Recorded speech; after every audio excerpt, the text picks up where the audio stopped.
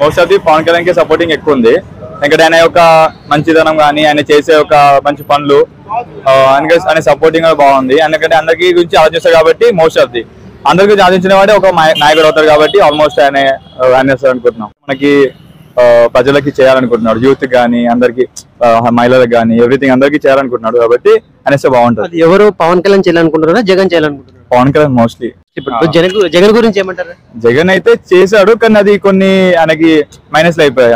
Minus ఏంటి minus అయిపోయినాయి? ఏం చేయాలనుకుంటాడు, ఏం చేయాలనుకోలేదు అనుకుంటున్నాడు? ఆయన కొన్ని అనుకునే చేయలేడు, అంటే కొన్ని ఇవన్నీ వాగ్దానాలు ఇచ్చాడు కానీ చేయలేడు, దానివల్ల మైనస్ అయిపోయాడు.